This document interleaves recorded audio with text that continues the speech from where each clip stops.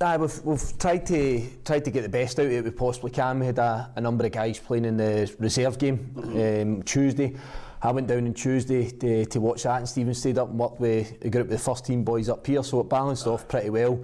We managed to get Blair Spittle, Harry Payton, Joe Chalmers, Nathan Baxter and Lee Irwin. We got some more game time into him as well, so we got a lot of use out of it. And then we bring the guys in the day and they'll have a really tough session.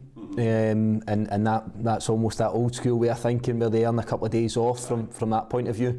Last international break we come right off it, and we probably didn't feel as if we were as sharp as the one previous, so we've kind of reverted back to what we've done in the first international break, and we're hopeful that we can hit the ground running when we play against St Mirren next week.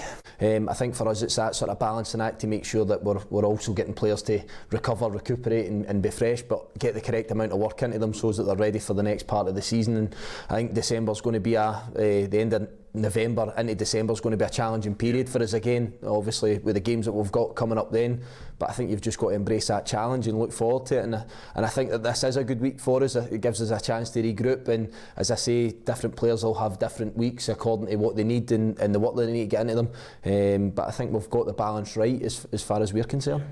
To be fair, I think again with his character, he's certainly not, I think we've all seen it at times when players have come from bigger clubs and there's a bit of an ego there, and there's a bit of a feeling of being better than the club that you're at. I certainly don't think that we've got that with Nathan, and it's similar with Ewan Henderson as well. Coming from such a big club, I think he just embraces being at Ross County and wants to do the absolute best he can do. And I'm going slightly off topic, but I thought he was exceptional against Aberdeen. I thought he was excellent in the game, and probably his best game for us. So that was a huge positive, as another one of our lone players that's involved.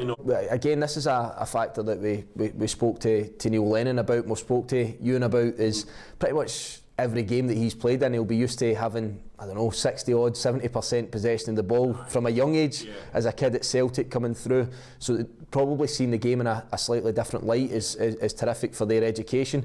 And I relate that back to Nathan as well, coming through at Chelsea. Then they'll probably be one of the top dogs in most games that they play in, and maybe didn't see an awful lot of action. So in terms of his progression and his development, I think that I genuinely believe this is a good foundation for many players, and it's proved the case in several. We've mentioned so many guys that have went on to bigger and better things, that have used this as a sort of stepping stone to get to another level, and hopefully these two guys can be another on that journey.